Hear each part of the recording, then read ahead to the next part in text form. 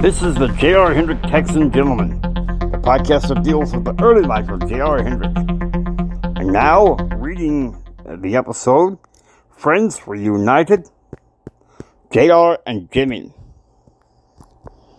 Okay, it's January 20th, 12 p.m. J.R. is having lunch at Orlando's with Aunt Donna.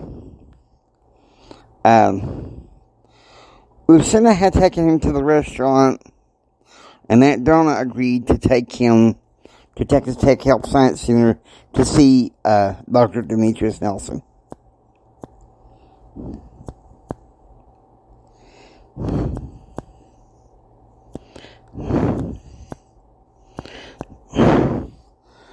And Aunt Donna's like, we know you had your debate against, UT Austin. And, we're going to get together around 6 to 8 tonight. Uncle Carl and Max and I have a few presents for you. And we hear that your friend Ken is coming and has one for you as well. And JR's like, thank you, Aunt Donna. You and Uncle Carl have been very kind. And Aunt Donna says, Your father sure has a lot of cheek getting drunk at Christmas and then taking you to the Mayo to go through the whole ringer of tests. That's why Grandma Mary has asked me to go with you to the doctor and explain to the doctor what's going on.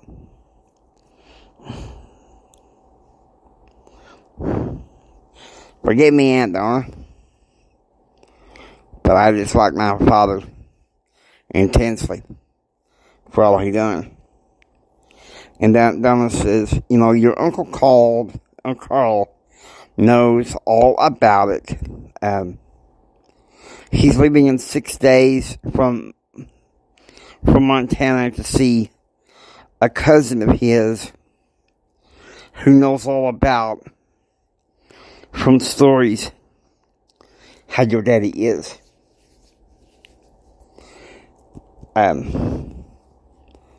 Well, does he say what made him so damn cutthroat? Your Uncle Carl said for years and years, he would go on and on, rambling about how your grandpa was going to this war and that war, leaving the family behind, and he was supposed to be the family man, and he was worth nothing but to be, fed to the dogs. That's pretty bad. 1:05 p.m. Central. At this point, JR is in the examining room. This is, and they're talking to the doctor. How many times do we have to go around and around and around with his health care? He does not have anemia. Aunt Donna says, I'm increasing his hydrocortisone just to be sure, because he seems really agitated. And he agrees to that. But the supplement, I feel like he needs the iron pills. His private secretary says he's awfully lethargic. And Dr. Nelson says, I want to see him in 3 or 4 months with more tests.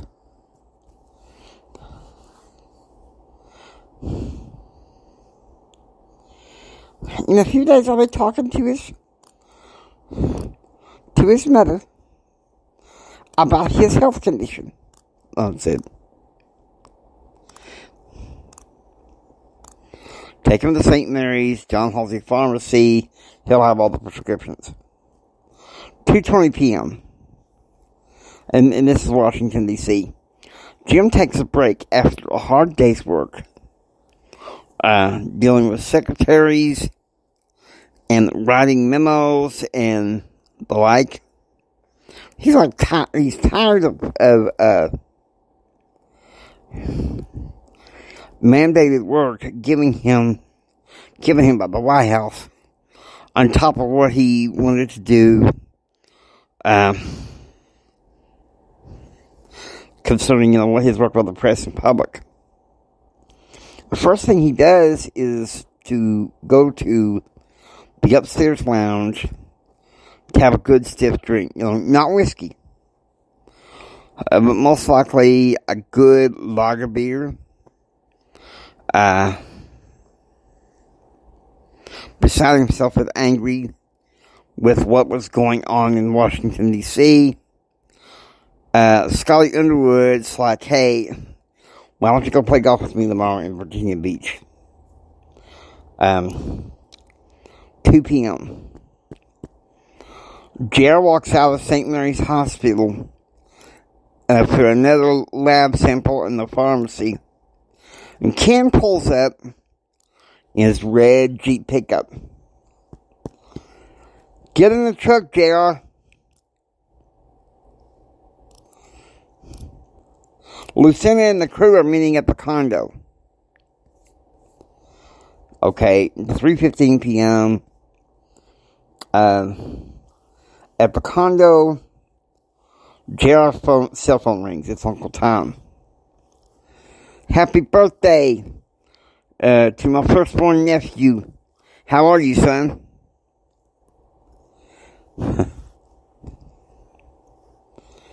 Been through the wear. But at least I'm alive, JR said.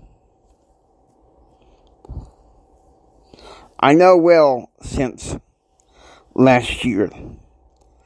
Your father gave me that, gave you that trust fund. Now I think it's time you receive something because you've reached another rite of passage on your 25th birthday. It's on the way to you tonight. Grandma tells me that you've got your debate tonight. So be careful, alright? And the telephone call taking place. Everybody loads up for bed. JR decides he rides for Ken. They go to the debate. 4 p.m. Central. Smith 101. Okay, think about this. Okay, it's a lecture hall with a balcony for spectators. Part of the Smith Center for Public Affairs. Everyone is ready for the debate when the mistress of ceremony comes out. Good evening.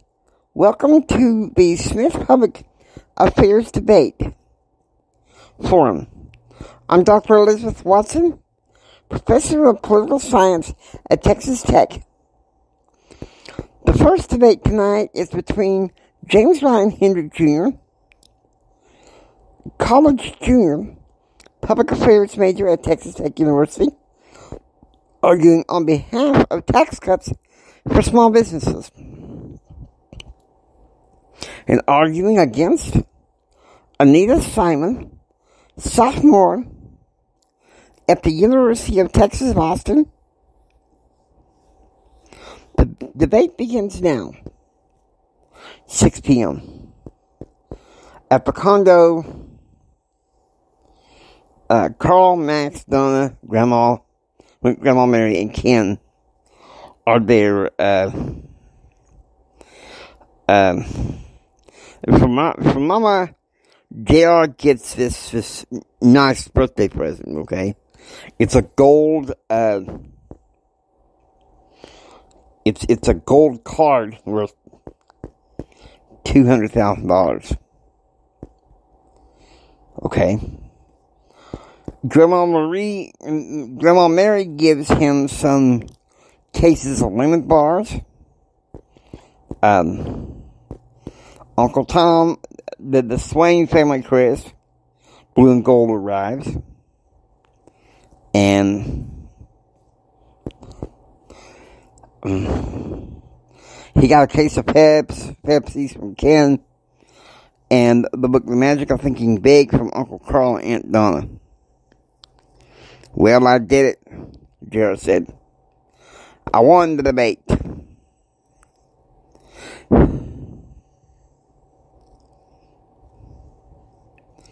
He got a letter from Jim Bob today asking him to talk to Brad.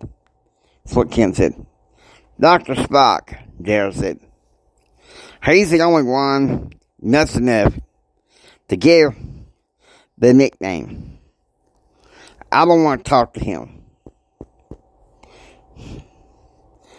I don't blame you, Uncle Carl said. I'm proud of myself now, Gerald said. He should be, after all he's been through, Ken said. I stood out in that debate, Gerald said. Advocate extraordinaire. And, they're all drinking Pepsis. He did it.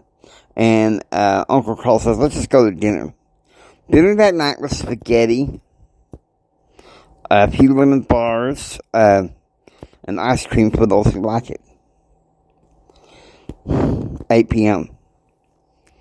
Betsy calls JR again. Said she heard from Jennifer Bowers, saying that she still loves him. And of course, Jim was real cool to her, blaming her for the rejection, if you know what I mean. We hope you enjoy listening to the J.R. Hendrick Texan Gentleman. If you like what you hear, please subscribe. Become a part of the adventure. This is the James Hendrick Empowerment saying until next time, get ready for the rest of the story. It's going to get a lot more bumpier from here.